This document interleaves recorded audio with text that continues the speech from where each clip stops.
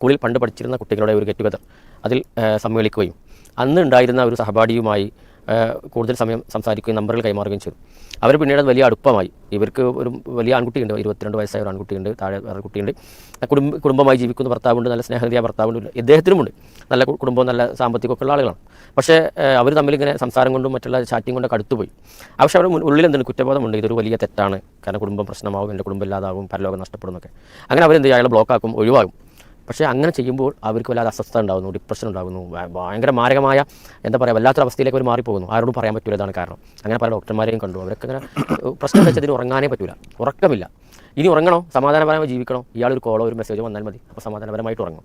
അപ്പോൾ ഈ ഒരു അവസ്ഥ ഇങ്ങനെ തുടർന്നുകൊണ്ടേയിരിക്കുന്നു. ഇവർക്ക് വളരെ ആത്മാർത്ഥമായിട്ട് അവർ പറയേണ്ടത് എനിക്കിതൊന്നും ഒഴിവാകണം, എന്തെങ്കിലും ഒരു മാർഗ്ഗം പറഞ്ഞു തരണം എന്ന്. ഗെറ്റ് ടുഗദർ എന്നുള്ള ഒരു പുതിയ സാഹചര്യം ഉണ്ടായി എന്നുള്ളതാണ് ഇത്രയും കാലം ഉണ്ടാവാത്ത ഒരു തിന്മയിലേക്ക് അവരെത്താനുണ്ടായ സാഹചര്യം. അപ്പോൾ അത് നമ്മൾ മനസ്സിലാക്കേണ്ടത്, നമുക്ക് ആ ബുദ്ധിയും വിവേകമൊന്നും ഇല്ലാത്ത കാലത്താണ് നമ്മൾ സ്കൂൾ പഠിക്കുക. അപ്പോൾ അന്ന് ചിലപ്പോൾ നമ്മൾ പല അബദ്ധങ്ങളും വന്നു പോയിട്ടുണ്ടാവാം.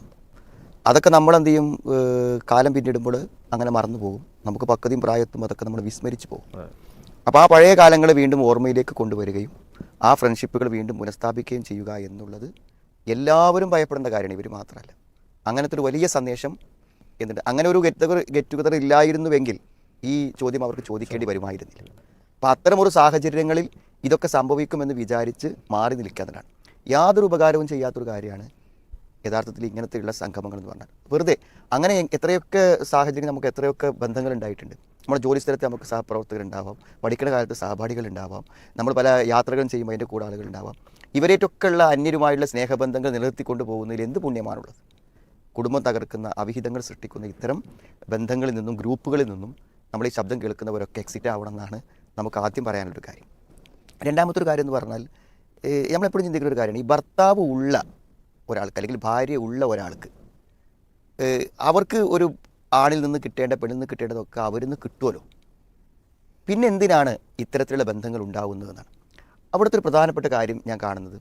ഈ ഭാര്യ-ഭർത്തൃ ബന്ധങ്ങൾ എപ്പോഴും ഉണ്ടാകുന്നത് നമ്മൾ ഏറ്റവും കാര്യമായിട്ടുള്ള നമ്മുടെ ആവശ്യങ്ങളും ബന്ധങ്ങളും മാത്രം നിർവഹിച്ചു പോകുന്ന ബന്ധങ്ങളായിട്ടാണ്. അതായത് ഭാര്യ-ഭർത്തൃ ബന്ധങ്ങൾ. ഒരു സ്ഥലത്ത് ഭാര്യയും ഭർത്താവ് ഒന്നിച്ചിരുന്നാൽ തന്നെ കുറച്ചു നേരം അങ്ങനെ സംസാരിച്ച് പിന്നെ അവർ ഉണ്ടാതിരിക്കും. എന്താ നമ്മൾ പറയണോ? അവർക്കൊന്നും പറയല്ല, ഒന്നും സംസാരിക്കല്ല, ഒന്നും കൈമാറല്ല. ചാടിച്ചോ, ചൊറയിച്ചോ, ഈ ചോദ്യങ്ങൾ മാത്രം. എവിടേക്കാ പോകണു, എപ്പോഴാണ് വരിക?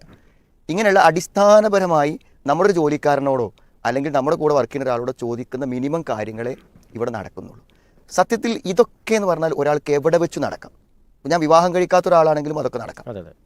അപ്പോൾ ഒരു വിവാഹത്തിലൂടെ ഒരു സ്ത്രീയും ഒരു പുരുഷനും ഓപ്പോസിറ്റ് സെക്സിൽപ്പെട്ട രണ്ടാളുകൾ തമ്മിൽ ഉണ്ടാവേണ്ടത് എന്താണ്? അവർ തമ്മിൽ ഉണ്ടാവേണ്ട കാര്യങ്ങൾ എന്താ വെച്ചാൽ, ഒന്ന് അവർ തമ്മിൽ ഷെയറിംഗ് ആണ്. നമ്മുടെ വിഷമങ്ങളൊക്കെ പറയാം. അപ്പോൾ നമ്മുടെ വിഷമങ്ങളൊക്കെ അവർ കേൾക്കുമ്പോൾ നമുക്കതെന്ത് ചെയ്യും, പകുത്തു പോകും. അപ്പോൾ ഭയങ്കരമായ റിലാക്സേഷൻ കിട്ടും. അതുപോലെ നമുക്ക് എന്തെങ്കിലും കുറച്ച് മോശമായ സംസാരങ്ങളൊക്കെ സംസാരിക്കണം എന്നുണ്ടെങ്കിൽ അതിലൊക്കെ ഒരു മനുഷ്യനൊരു ചില ആളുകൾക്ക് അതിലൊരു സന്തോഷം ഉണ്ടാവും. അതൊക്കെ ആരോട് പറയാം? ഭാര്യയോട് പറയാം. അപ്പോൾ ഞാൻ പറഞ്ഞത് ഈ അവിഹിതങ്ങളിൽ ഇപ്പോൾ ഈ സഹോദരി തൻ്റെ ബാച്ചിൽപ്പെട്ട ഒരാളെ പരിചയപ്പെട്ടിട്ട് അവർ തമ്മിൽ എന്ത് കമ്മ്യൂണിക്കേഷനാണോ നടന്നിരുന്നത് അതൊന്നും അവർക്ക് ഭർത്താവുമായി നടക്കുന്നില്ല. കുറച്ചുകൂടി മനസ്സിലാവാൻ ആണ്. ഇനിയിപ്പോൾ അവിടെ ഭർത്താവിനൊരു അവിഹിതം ഉണ്ടായി എന്ന് വിചാരിച്ചോളി, അയാളും ആ സ്ത്രീയും തമ്മിൽ എന്തെല്ലാം സംസാരിക്കുന്നോ ചാറ്റ് ചെയ്യണോ അതൊക്കെ എന്ത് ചെയ്യും, അത് ഇവർ തമ്മിൽ നടക്കുന്നില്ല എന്നുള്ളതാണ് കാര്യം. ഇപ്പോൾ നമ്മൾ സാധാരണ വീട്ടിൽ ചെന്ന് ഭാര്യ നമ്മളെ കാത്തു നിൽക്കുമ്പോൾ ഭാര്യനെ കണ്ടതിലുള്ളൊരു സന്തോഷവും കാത്തുനിന്നുള്ള സന്തോഷമൊക്കെ ആരെങ്കിലും പ്രകടിപ്പിക്കും. നമ്മളെ മുഖത്തും കൂടി നോക്കാതെ എന്ത് ചെയ്യും, ആ സാധനത്തിനുള്ളിൽ കയറിപ്പോകും. എന്ന് വെച്ചാൽ കാമുകന്മാർ കാണുമ്പോൾ അങ്ങനെയാണോ? അവർക്ക് കാണുമ്പോൾ തന്നെ ഒരു ആശ്ചര്യമുണ്ട്. ആ പ്രതീക്ഷകൾ അവർ പ്രകടിപ്പിക്കുന്നുണ്ട്.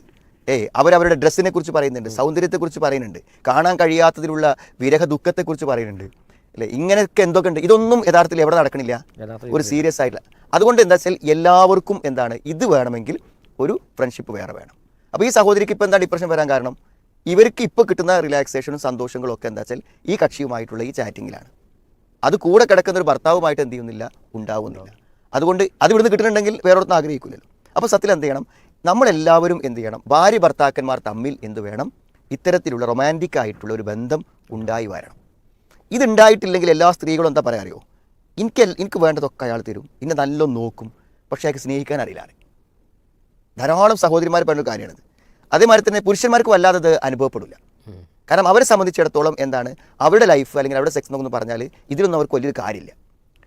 അവർക്ക് അവിടെ ആവശ്യങ്ങൾ നടന്നു പോയാൽ മതി. പക്ഷേ സ്ത്രീകളെ സംബന്ധിച്ചിടത്തോളം അവർക്ക് നമ്മൾ എന്ത് ചെയ്തു കൊടുത്താലും, അവർക്ക് എത്ര തന്നെ പണം കൊടുത്താലും എന്ത് കൊടുത്താലും ഈ ഒരു കരുതൽ അല്ലെങ്കിൽ ഈ ഒരു സ്നേഹം അത് നൽകുന്നില്ല എന്നുണ്ടെങ്കിൽ അവർക്ക് എന്താണ്, ഈ ഭർത്താവിനെ കൊണ്ട് ഒരു പ്രയോജനം ഇല്ലാത്ത പോലെയാണ് എന്ത് ചെയ്യുക തോന്നുന്നത്.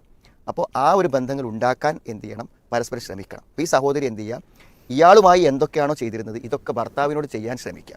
ഭർത്താവിനെ ആ മാനസികാവസ്ഥയിലേക്ക് വളർത്തി കൊണ്ടുവരിക. അത്തരത്തിലുള്ള സംസാരങ്ങൾ സംസാരിച്ച അദ്ദേഹത്തിന് എന്ത് ചെയ്യാം, ഇത്തരത്തിലുള്ള ഒരു പെരുമാറ്റ രീതിയിലേക്ക് അദ്ദേഹത്തെ കൊണ്ടുവന്നിട്ട്, ഇയാളെപ്പോലെ തന്നെ ഒരു ആണാണല്ലോ ഭർത്താവ്, അയാൾക്കില്ലാത്തതൊന്നും ഇയാൾക്കില്ല, ഇയാൾക്ക് കഴിയാത്തതൊന്നും അയാൾക്കില്ല, അയാളെക്കാളും എത്രയോ സ്നേഹിക്കുന്നുണ്ടായിരിക്കും ഭർത്താവ് ഇയാൾ. അപ്പോൾ ആ ബന്ധങ്ങളിലൂടെ സാക്ഷാത്കരിക്കുക എന്നുള്ളതാണ്. പിന്നെ ഇതൊരു തെറ്റാണല്ലോ. അപ്പോൾ തെറ്റിന്ന് പിന്തിരിയുമ്പോൾ ഉണ്ടാവുന്ന ഒരു അഡിക്ഷൻ, ആ ഒരു അസ്വസ്ഥതയാണ് ഇപ്പോൾ ഇവർ വേണം. അതെന്താ വെച്ചാൽ അത് കുറച്ച് കഴിഞ്ഞാൽ മാറും. അതെന്താ വെച്ചാൽ ഇവരെന്ത് ചെയ്യണം, ഇനി അയാളെ ഫോൺ ചെയ്യാതെക്കുമ്പോൾ ഒരു അസ്വസ്ഥത തോന്നുമ്പോഴേക്കും ഫോൺ ചെയ്യരുത്. ഒരു നീണ്ട ഒരു മാസമോ 2 മാസമൊക്കെ എന്ത് ചെയ്യുക, ആ ബന്ധം അങ്ങോട്ട് ഇല്ലാതാക്കിയാൽ പഴയ പോലെ ആവും.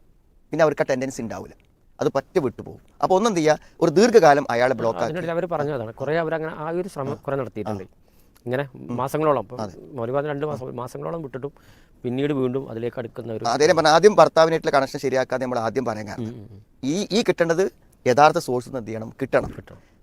മൂന്നാമത്തെ കാര്യം എന്താണെന്ന് വിചാരിച്ചാൽ ഇവരെന്ത് ചെയ്യാം, ഈ പിശാചാണ് നമ്മളെ ഈ വഴിതിരി. കാരണം ഇവരുടെ കുടുംബം നശിക്കും, ഇവരുടെ കുട്ടികൾക്ക് ഇവരുടെ വിശ്വാസം നഷ്ടപ്പെട്ടു പോകും, ഇവിടെ ദീനം നഷ്ടപ്പെട്ടു പോകും, പരലോകം നഷ്ടപ്പെടും. പിശാചിന് എന്തൊക്കെ താല്പര്യങ്ങളുണ്ട് അത് മുഴുവൻ നടപ്പിലാക്കാൻ ഈ ഒരു കണക്ഷനിലൂടെ പറ്റും. അപ്പോൾ പിശാചിന് ഇതിന് പിന്നിൽ നല്ല പ്രവർത്തനമുണ്ട്. പിശാച് അതിലൊരു ആസ്വാദനം കണ്ടെത്തുന്നുണ്ട്. അപ്പോൾ ആ പിശാച് നമ്മുടെ അടുക്കലേക്ക് വരാതിരിക്കാൻ നമുക്ക് ഉപകാരപ്പെടുന്നതാണ് അദ്കാറുകൾ. അപ്പോൾ എപ്പോഴും ഈ ചിന്തകളൊക്കെ വരുമ്പോൾ നമ്മൾ കൂടുതലായിട്ട് ഖുർആൻ കേൾക്കുക. അതേപോലെ രാവിലെ വൈകുന്നേരമുള്ള അദ്കാർ, നമ്മൾ പിസ്റ്റഡിയിലൊക്കെ വരുന്ന അദ്കാറുകളുണ്ടല്ലോ, അത് വെച്ചിട്ട് നമ്മൾ എന്ത് ചെയ്യാം, കേൾക്കാം. പ്രത്യേകിച്ച് ലാ ഇലാഹ ഇല്ലല്ലാഹു വഹ്ദഹു ലാ ശരീക ലഹു ലഹുൽ മുൽക്കു വലഹുൽ ഹംദു വഹുവ അലാ കുല്ലി ഷൈഇൻ ഖദീർ. അത് എന്തായാലും രാവിലെ വൈകുന്നേരം 100 പ്രാവശ്യം പറയാം. പിന്നെ എന്ത് ചെയ്യുക, എല്ലാ സമയങ്ങളിലും ഒറ്റപ്പെടാതിരിക്കാൻ ശ്രമിക്കുക. പരമാവധി ഭർത്താവിൻ്റെ കൂടെ ആവാൻ ശ്രമിക്കുക. ഇപ്പോൾ ജോലികളിൽ എൻഗേജ് ചെയ്യാൻ വേണ്ടി ശ്രമിക്കാം. അങ്ങനെ മുന്നോട്ട് പോയാൽ തീർച്ചയായും അവർക്ക് മാറാൻ കഴിയും, സംശയമില്ല. കഴിയേണ്ടതാണ്.